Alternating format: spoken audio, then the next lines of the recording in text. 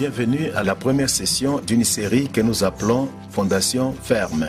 Et la première session est appelée Fondations apostoliques. Maintenant, la plus importante partie d'un bâtiment, c'est celle que tu ne peux pas voir. N'est-ce pas vrai? Ce sont les fondations. En fait, tu peux regarder un bâtiment et tu peux te demander s'il est solide. Il pourrait paraître solide, mais tu ne connais pas parce que tu ne peux pas voir les fondations. Mais lorsqu'une tempête s'abat contre ce bâtiment, tu sauras quelle sorte de fondation il a. Et c'est la même chose avec les églises. Une église peut paraître bonne extérieurement, mais lorsqu'une tempête survient et secoue cette église, elle pourrait juste finir par s'écrouler. Je ne suis pas en train de parler d'un bâtiment physique, mais des gens. L'église pourrait être dispersée, et c'est la même chose dans nos propres vies. Sur quelle sorte de fondation sommes-nous en train de construire? Une autre chose concernant les fondations est qu'elles déterminent les limites ou la forme du bâtiment. Tu ne peux pas construire en dehors des fondations. Ainsi, par exemple, une église pourrait dire « Faisons ceci », nous sentons que Dieu est en train de nous dire de faire ceci. Et alors, quelqu'un d'autre pourrait dire « Mais vous ne pouvez pas faire ça. Pourquoi ne pouvons-nous pas faire ça? Parce que la Constitution dit que vous ne pouvez pas faire cela. » Donc réellement, la Constitution est la fondation de l'Église. C'est ce qui détermine la forme, ce que vous pouvez ou ne pouvez pas faire. Ou encore, quelqu'un pourrait dire, vous ne pouvez pas faire cela parce que on n'a jamais fait ça avant. Ainsi donc, vous comprenez par là que c'est la tradition qui est vraiment la fondation. Vous ne pouvez faire seulement que ce qu'on avait fait avant. C'est ça la fondation. C'est ce qui va déterminer ce qui sera construit dans cette église et ainsi de suite. Maintenant, c'est pourquoi Dieu a élevé les apôtres dans le but important de poser des fondations solides comme le roc pour l'église. En fait, la Bible dit que Dieu a mis dans l'église premièrement les apôtres, premiers. Ce mot premier, c'est le mot grec protos, qui signifie premier selon l'ordre. C'est juste comme lorsque quelqu'un construit un bâtiment. Les premières personnes qui doivent venir sont celles qui posent les fondations. Rien ne sera fait jusqu'à ce que les fondations aient été posées. Et c'est la même chose dans l'église. Dieu a élevé des ministères particuliers pour s'assurer que la fondation a été fermement posée. Maintenant, en effet, les apôtres ont plusieurs fonctions.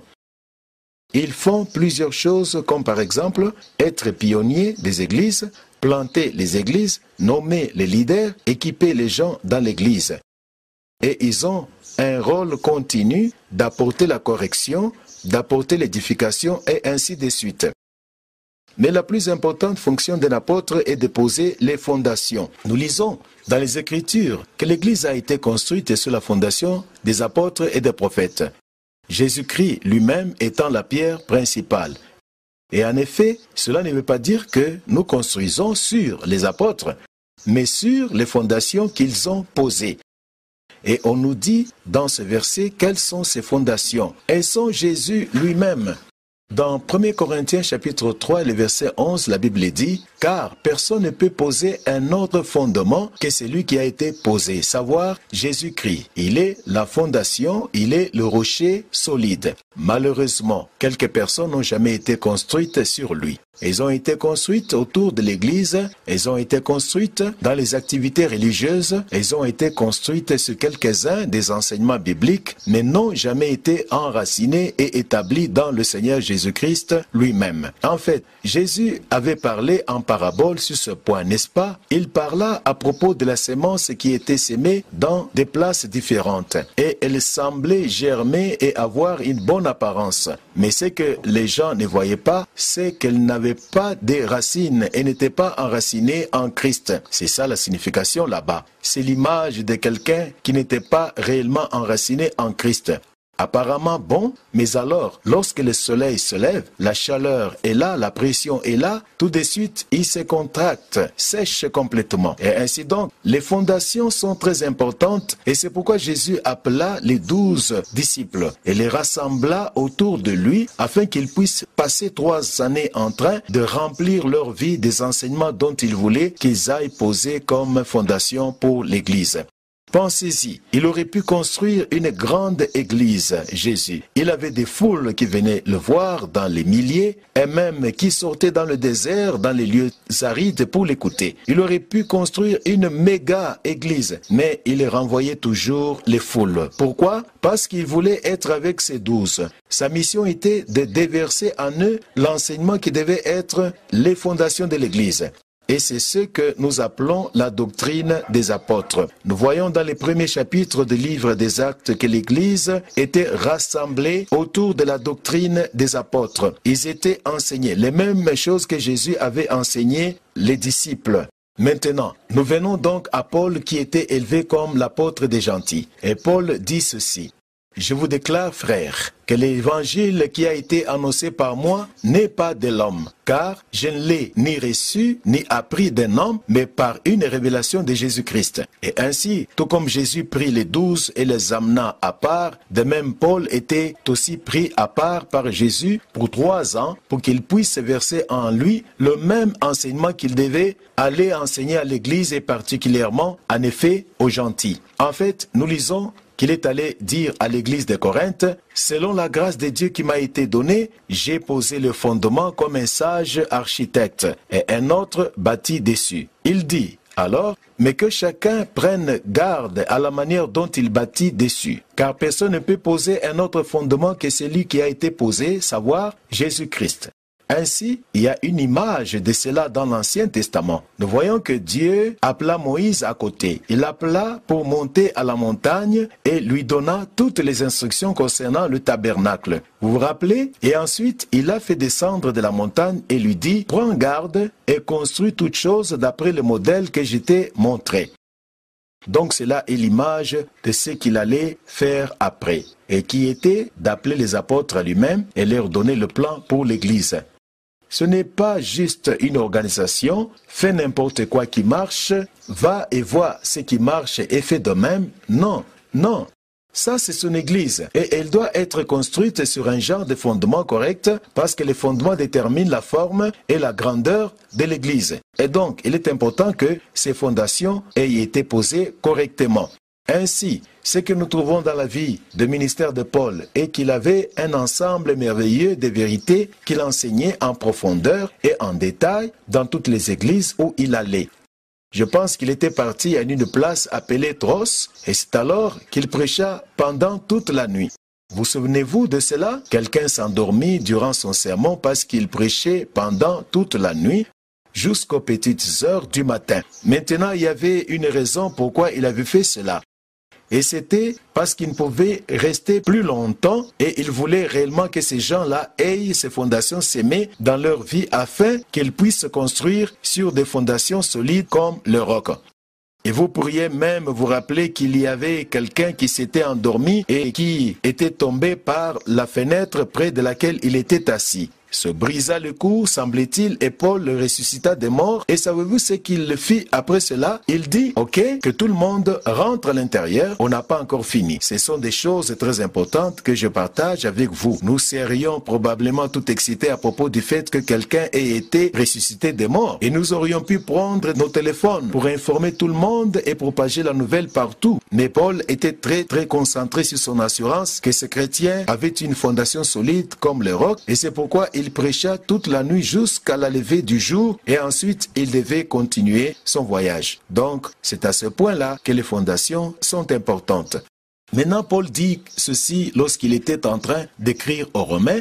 Il dit, vous avez obéi de tout votre cœur à cette forme de doctrine à laquelle vous avez été livrés. Maintenant, il y a 2 mots que je voudrais juste que vous puissiez vous focaliser dessus pour un moment. Il dit, vous avez obéi de tout votre cœur cette forme de doctrine à laquelle vous avez été livrés. Nous allons juste prendre ce mot-là, livré, pour un moment. Il signifie réellement être transmis ou donné à quelque chose ou à quelqu'un. C'est le même mot qui a été utilisé lorsque Jésus fut arrêté et il était transmis à Pilate. Ou c'est le même mot qui a été utilisé lorsque les apôtres étaient arrêtés et ils étaient transmis aux autorités. Ainsi, c'est le fait d'être pris et d'être donné à quelqu'un ou à quelque chose pour être gardé avec sûreté ou pour avoir cette puissance sur eux. Maintenant, la raison pour laquelle je dis cela est celle-ci. que dans nos Bibles, nous avons deux alliances. Et nous allons parler sur ça dans cette série. Et vous allez trouver que dans toutes les alliances, les gens là qui étaient dans ces alliances étaient effectivement transmis ou livrés à l'alliance dans laquelle ils étaient en train d'opérer, étant sous elle. Permettez-moi de vous l'expliquer. Prenons l'ancienne alliance. Maintenant, lorsque Moïse descendit de la montagne avec les 10 commandements, il n'a pas juste livré les 10 commandements à Israël, mais il livra Israël aux 10 commandements. Et il dit, voici la base sur laquelle vous serez en relation avec Dieu. Voici l'alliance et voici comment elle fonctionne. Vous gardez ces règlements et vous serez bénis. Dieu sera votre Dieu, il vous protégera. Il pourvoira pour vous, il vous bénira. Si vous brisez ces règlements, il enlèvera sa main sur vous et vous irez dans la captivité. Vous allez expérimenter la malédiction, non la bénédiction. Ainsi donc, ils étaient transmis à ce genre d'accords et cela était le moyen par lequel ils devaient apprendre comment être en relation avec Dieu. En fait, Paul continue à dire en Romains chapitre 2 et le verset 20, et il continue à parler à propos de cette alliance à laquelle ils étaient livrés comme étant la forme de la connaissance et de la vérité dans la loi. Ce mot forme réellement signifie modèle. Ok, nous allons jeter notre regard sur ce mot maintenant. Lorsque Paul dit « Vous avez obéi de tout votre cœur à cette forme de doctrine à laquelle vous avez été livrés », ce mot « la forme » signifie réellement modèle. C'est comme la moule. Si vous pourriez juste imaginer avec moi un moment, une moule dans laquelle le métal fondu est déversé. Quand ça devient solide, on le tire de là avec la forme de la moule dans laquelle il était déversé. Oui, donc ce que Paul est en train de dire est que dans l'ancienne alliance, ils étaient livrés à l'alliance de la loi et ils étaient modélés. Chacun d'eux se comportait d'une certaine manière devant Dieu parce que cela était le modèle de cette alliance. Cela était la moule où ils avaient été déversés. Maintenant, lorsque nous devenons chrétiens, nous avons besoin d'être délivrés de là, n'est-ce pas? Ainsi, par exemple, dans Romains chapitre 7 et le verset 6, nous lisons ceci. Mais maintenant, nous avons été délivrés de la loi. Ok? Les gens de l'ancienne alliance étaient livrés à la loi. Vous avez capté cette image? Ils étaient transmis à la loi. Cette alliance est devenue obsolète. Ainsi, quand nous écoutons l'évangile, la première chose qu'il fait, c'est de nous délivrer de cette alliance ou de la loi. Nous sommes libérés d'elle. Comment? Ayant été mis à mort quant à ce qui nous retenait pour que nous puissions servir dans un esprit nouveau et non selon la lettre qui a vieilli. Dieu a une différente façon pour nous d'être en relation avec lui sous la nouvelle alliance. Et ainsi, on devait être transmis à cette nouvelle alliance. C'est de cela que Paul est en train de parler. Il dit, vous avez obéi de tout votre cœur à cette forme de doctrine à laquelle vous avez été livrés. Maintenant, nous allons commencer à parler de cela à travers les séries. Quelle est la forme de cette nouvelle alliance? À quoi ressemble-t-elle? Comment allons-nous être en relation avec Dieu? Et sommes-nous en relation avec Dieu selon la forme, la moule, forme de doctrine que nous appelons doctrine apostolique? Quelle est cette doctrine? Bon, nous pourrions la résumer en disant que la première moitié du chapitre 6 aux Romains parle à propos du fait que lorsque Jésus mourut et était enseveli et ressuscita des morts, nous savons qu'il fit cela pour nous et tout le monde comprend cela. Mais ce que Paul enseigne largement est: savez-vous et comprenez-vous que nous sommes morts avec lui, nous étions enterrés avec lui, nous étions ressuscités encore à une nouveauté de vie. C'est cela la forme de la nouvelle alliance. C'est à cela qu'elle ressemble. C'est ça la moule de la nouvelle alliance. Parce que si nous ne saisissons pas cela, nous serons en relation avec Dieu d'une manière différente qu'il n'a jamais planifiée pour nous afin d'être en relation avec lui. Donc, nous parlons à propos du fait que nous sommes morts. Cela est très essentiel parce que si nous sommes morts, cela n'est plus à propos de nous. Est-ce que vous comprenez? Cela ne vous concerne plus. Sous l'ancienne alliance, tout était à propos de vous. Voici la loi, voici ce que vous devez faire. C'était tout à propos de vous. Tout était focalisé sur votre performance. Et nous savons maintenant que nous avons été délivrés de cela, nous avons été libérés de cela et avons été transmis à cette doctrine apostolique qui est comme suite: lorsque nous croyons en Jésus, nous sommes baptisés en lui, nous sommes morts. La première chose qui s'est produite à nous est que nous sommes crucifiés avec Christ. Ainsi, le point focal n'est pas sur nous maintenant, il est sur ce que Jésus a fait pour nous et du fait de notre identification avec lui, ce qu'on a fait quand nous étions baptisés en lui. Nous sommes morts à ce que nous étions ensevelis et avons été ressuscités à une nouveauté de vie. Il est maintenant notre vie. Et ainsi, la vie que nous vivons maintenant dans la chair, nous la vivons par la foi dans le Fils de Dieu. Donc, c'est complètement une façon différente d'être en relation avec Dieu. Sous l'ancienne alliance, Dieu donna la loi. Notre part était d'effectuer les œuvres de la loi. Toute chose dépendait sur les œuvres de la loi. C'est ce que nous allons faire. Sous la nouvelle alliance, c'est ce que Dieu a fait pour nous en Jésus. Il a accompli toute justice, il a payé le prix complet pour tous nos péchés passés, présents et futurs. Et il nous a baptisés en Christ. Et ainsi, tel il est, tel nous sommes dans ce monde. Il est juste, ainsi nous sommes justes. Et nous vivons par sa vie. Comment le faisons-nous? Par la foi. Sous la nouvelle alliance, le juste vivra par la foi, dans le Fils de Dieu. Paul a dit, la vie que je vis maintenant dans la chair, je la vis par la foi dans le Fils de Dieu qui m'a aimé et qui s'est donné lui-même pour moi. Maintenant, comment allez-vous connaître si vous avez été formé selon cette nouvelle alliance? Bon, il y a certains mots qui ont aidé à façonner cette nouvelle alliance. Et en fait, Paul parlait à propos de cette forme de doctrine en termes comme étant un modèle de paroles saines. Ok? Lisons seulement ce verset-là en 2 Timothée chapitre 1 et verset 13. Paul dit, gardez fermement la forme des paroles saines que vous avez entendues de moi. Ainsi, Paul avait, si vous voulez, un ensemble de mots comme armure qu'il utilisait souvent. En fait, le mot modèle, si vous l'étudiez, il a une racine de mots similaire au mot forme. Ainsi, il y a un modèle, il y a une forme de mots qui sont très caractéristiques de la vie chrétienne. La vie chrétienne authentique comme expliqué dans la doctrine apostolique. Alors, nous cherchons certains mots que l'apôtre utilisait souvent. Je vous ai donné quelques exemples ici. L'un des mots était le mot justice. C'est un mot clé. Si nous ne comprenons pas ce mot justice, nous ne connaîtrons pas comment être en relation avec Dieu. Rappelez-vous, Job avait posé la question, comment un homme peut-il être juste devant Dieu? Comment pouvez-vous vous tenir devant Dieu tout en sachant que vous êtes juste avec lui? Cela est la question la plus importante que vous pouvez poser. Et c'est étonnant de voir comment beaucoup de gens ne comprennent pas bien cette question. Nous allons en parler, en fait, dans la section suivante. Nous allons jeter un regard sur ça. Une autre phrase que Paul utilisait souvent, en fait, je dirais que c'était sa phrase la plus favorite, et c'est « en Christ ». Savez-vous que dans les premiers 14 versets des Éphésiens, il utilise ce terme 11 fois. C'est presque comme s'il était obsédé par ce mot. En Christ, en lui, en qui, dans le bien-aimé. Et ainsi, c'était un grand terme de son enseignement. Nous devons connaître ce que signifie être un peuple qui est en Christ. C'est cela notre identité. La grâce.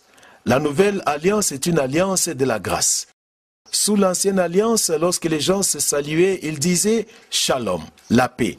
Mais sous la nouvelle alliance, chaque épître de Paul commence avec le mot « grâce et paix soit avec vous ». La grâce concerne tout ce que Dieu a fait pour nous. C'est ce qui est tout à fait particulier à la nouvelle alliance. La grâce. Si nous manquons la grâce, chers amis, nous ne comprenons pas la vie chrétienne. Elle se rapporte à ce que Dieu a fait. Et ensuite, en effet, notre réponse à cela, c'est la foi. Maintenant, vous serez surpris lorsque nous prendrons une session sur la foi. Combien moins ce mot était utilisé dans l'Ancien Testament. Vous seriez réellement surpris. J'étais vraiment choqué de voir combien de fois il était utilisé dans le Nouveau Testament. Ce mot, la foi, est ce qui caractérise notre part. Dieu a fait toutes choses. Qu'est-ce que nous faisons? Nous croyons qu'il a fait toutes choses. Nous croyons qu'il a fait toutes choses pour nous. Rappelez-vous que les disciples étaient venus vers Jésus et ils dirent, que devons-nous faire pour effectuer les œuvres de Dieu? Et Jésus leur répondit, l'œuvre de Dieu, c'est que vous croyez en celui qui l'a envoyé. Il a déjà tout fait. Votre part, c'est croire qu'il a déjà tout fait. Et ainsi, cela est beaucoup plus un mot de la nouvelle alliance. Fils de Dieu, c'est cela notre statut. Beaucoup de chrétiens ont une mentalité de serviteur. Ils essaient de servir pour quelque chose. Ils essaient de gagner quelque chose et d'être dignes de quelque chose et de mériter quelque chose de la part de Dieu. Ils ont une mentalité de serviteur, mais nous sommes des fils de Dieu. C'est ça notre statut. La nouvelle création, c'est un mot de la nouvelle alliance. La nouvelle alliance, elle-même, nous devons comprendre ce que ça signifie. L'esprit est très caractéristique de cette forme de doctrine. La doctrine des apôtres, le nouvel homme en Christ Jésus, l'amour de Dieu, la vie éternelle. Ceux-ci sont des termes sur lesquels nous allons nous pencher, car ce sont des modèles de paroles saines. Saine signifie ce qui produit la santé et qui conduit au bien-être. Et donc, si nous ne recevons pas des paroles saines, nous ne serons pas des chrétiens en bonne santé. Et maintenant, comparons cela comme nous avançons vers la fin de cette session. Voyons quelques-uns des termes qui sont utilisés dans certains cercles religieux et je ne peux parler que sur base du passé d'où je suis venu. Deux choses que je voudrais que vous notiez à propos de ces termes que je vais utiliser et vous pourriez probablement aussi me donner toute une liste de plus de termes ou mots qui sont utilisés dans les milieux religieux. Le genre de modèles de mots qui sont utilisés dans les environnements religieux d'où nous sommes venus. Mais il y a deux choses qui sont caractéristiques de ces mots. Premièrement, tous ces mots se focalisent sur vous, non sur lui. Non sur ce qu'il a fait pour vous, mais plutôt sur ce que vous devez faire. Et deuxièmement, vous seriez sous une grande pression pour vraiment trouver si ces termes sont utilisés dans la Nouvelle Alliance, dans le Nouveau Testament. Voici quelques-uns des mots. Décision. J'ai pris une décision pour Christ. Vous ne trouverez cela nulle part dans la Nouvelle Alliance. Cela vous surprend-il? Ou j'ai fait mon engagement à Jésus. Ou j'ai dédié ma vie à Jésus. Bien. Si vous pouvez me montrer là où ça se trouve dans les épîtres du Nouveau Testament, mais moi, je ne les ai pas trouvés là-dedans. Payez le prix. Vous savez, nous payons le prix. Où cela se trouve-t-il? Où est-ce que Paul parle que nous devons payer le prix? Foncez dans, percez à travers, ou encore 4 étapes pour, ou 3 clés pour, ce sont les plans des sermons communs. Est-ce vrai? Ou nous sommes sur la pointe, qui signifie que notre Église est meilleure que celle des autres. S'aimer les semences pour obtenir une bénédiction. Maintenant, pour certains d'entre vous, ces termes pourraient être étrangers, mais pour d'autres d'entre nous qui sommes venus des milieux où cela est prêché tout le temps, vous semez une semence pour obtenir une bénédiction, pour avoir une récompense de la part de Dieu. Pressant dans, percer à travers. Je crois, nous avons déjà parlé sur ça. Voici un terme qui va vous surprendre. Réveil. Jamais utilisé même pas une fois dans le Nouveau Testament, et pourtant très souvent, les chrétiens sont en train de prier pour le réveil. Le réveil signifie ramener à la vie quelque chose qui était mort. Bon, si vous êtes mort, vous avez besoin du réveil. Je n'ai pas besoin de réveil, j'ai la vie de Christ, je suis vivant en Christ. Amen. La délivrance ou l'impartation. L'impartation implique que vous manquez quelque chose, vous êtes déficient. Et quelqu'un va vous donner quelque chose que vous manquez parce qu'il le possède. Ainsi, nous avons ceux qui ont et ceux qui n'ont pas dans l'Église chrétienne. Et ceux qui ont impartent à ceux qui n'ont pas. Et ensuite, il y a la délivrance, qui implique que vous avez quelque chose que vous ne devriez pas avoir, et nous allons l'arracher en dehors de vous. Briser les malédictions. Maintenant, où trouvons-nous même un de ces termes dans la Nouvelle Alliance? Dans le Nouveau Testament, vous ne les trouverez pas. Et alors, en effet, nous en venons à ce mot réengagement. Pourquoi réengagement? Parce que le premier engagement n'a pas marché. Ainsi, nous allons essayer encore et nous passons dans un cercle complet encore une fois et nous allons redédier nos vies. Pouvez-vous voir que certains d'entre nous sont le produit d'un environnement religieux qui utilise la Bible? Mais quand vous regardez certains de ces termes et ces thèmes qui sont enseignés, ils ne sont pas vraiment bibliques. Ils n'ont aucune fondation biblique. Ils ne font pas partie des modèles des paroles saines qui étaient utilisés par les apôtres pour poser une fondation pour nos vies. Et par conséquent, beaucoup de chrétiens luttent et se battent et échouent parce que ceux-ci ne sont pas des fondations sur lesquelles on était censé construire. Et donc, ce que nous allons faire dans cette série est de nous focaliser sur le modèle des paroles saines qui nous étaient transmis par les apôtres afin que nous puissions construire nos vies sur les fondements solides comme le roc.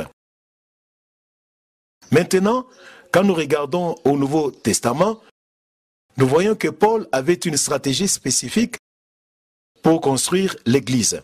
Avant tout, il devait enseigner cette forme de vérité centrale aux gens clés comme Timothée et Tite. Et c'est cela que Jésus nous avait dit de faire. Il avait dit, faites des disciples. Il n'a pas réellement dit, construisez une grande Église. En fait, je suis arrivé à réaliser qu'en tant que pasteur, la réussite de mon ministère n'est pas mesurée par le grand nombre de gens qui me suivent. Mais parmi ceux qui me suivent, combien j'en ai fait réellement des disciples? Combien j'en ai fait des disciples sur base de la doctrine des apôtres? Les fondations apostoliques, c'est ça la clé de la réussite. Ainsi, Paul prit du temps pour élever les gens comme Timothée et Tite et verser ces vérités en eux. Ensuite, il devait les instruire de former les dirigeants locaux des églises pour qu'ils puissent enseigner leurs gens. Par exemple, il dit à Timothée, en 2 Timothée chapitre 2 verset 2, il dit « Et ce que tu as entendu de moi en présence de beaucoup de témoins, confie-le à des hommes fidèles qui soient capables de l'enseigner aussi à d'autres. » Ainsi donc, nous avons 4 générations successives. Paul enseignant Timothée, maintenant il dit, toi, enseigne les hommes fidèles. Il était en train de parler à propos des hommes qui devaient devenir des anciens et dirigeants de leurs églises afin qu'ils puissent enseigner qui? Leurs gens. C'est ça le modèle pour l'église du Nouveau Testament. Il a dit à Tite qu'un ancien doit garder fermement les paroles de la foi comme on les lui avait enseignées pour qu'il soit capable, à travers la saine doctrine, d'exhorter et de convaincre ceux qui le contredisent. Ainsi donc, en effet, toute la chose se brise et tombe par terre si les disciples eux-mêmes ne sont pas enseignés. Si nous mettons les gens dans le ministère qui n'ont pas été réellement enseignés dans les fondations apostoliques, alors ils entreront juste comme une usine de l'ecclésiosité, de la religion, de juste parler de ce qu'ils avaient entendu venant d'autres personnes. Parce que nous sommes tous le produit de l'environnement religieux dans lequel on a grandi. Et c'est le singe voit, le singe fait, n'est-ce pas vrai? Nous faisons juste ce qu'on a vu les autres faire. Nous pensons que cela est bon, mais nous devons rentrer pour voir ce que les apôtres enseignaient réellement, ce qu'était leur grand terme, et découvrir ces thèmes-là et construire sur ça. J'ai souvent partagé mon témoignage que lorsque Dieu m'avait appelé dans le ministère, je pensais qu'il m'envoyait déjà. Mais quand vous appelez quelqu'un, vous voulez qu'il vienne vers vous, non pas aller de chez vous. Et Dieu voulait que moi je vienne à lui afin qu'il puisse m'enseigner tout juste comme il avait enseigné Paul et juste comme il avait enseigné les autres apôtres. Mais moi, je voulais juste devenir qualifié. Je suis allé dans les écoles bibliques, je n'ai jamais appris ces vérités. Et je suis allé et était devenu tout juste un dirigeant aveugle des aveugles pendant beaucoup d'années jusqu'à ce que Dieu m'ouvre les yeux à ce qu'était réellement le vrai évangile, l'évangile qui était enseigné par les apôtres. Et je pris le temps de m'asseoir au pied de Jésus et d'apprendre ces choses et après aller et enseigner les autres aussi. Et c'est ce que Dieu veut que nous fassions. Chacun de nous est appelé à faire des disciples. Et cela ne veut pas dire que vous devez vous tenir ici devant et enseigner comme Jésus est en train de le faire. Mais cela signifie ceci, premièrement, soyez établis. Ayez votre cœur établi dans ces fondations apostoliques. Et ensuite, laissez-moi vous encourager, si vous, durant votre vie, pouvez passer ces vérités effectivement à 2 ou 3 personnes seulement, vous aurez fait un grand travail pendant votre vie. Parce qu'ils iront alors enseigner les autres, qui continueront aussi à enseigner les autres. Ainsi donc, ceci n'a été juste qu'une introduction dans cette session et nous allons commencer à regarder à ce modèle des paroles saines que Paul et les autres apôtres enseignaient afin que nous soyons établis nous-mêmes dans ces vérités.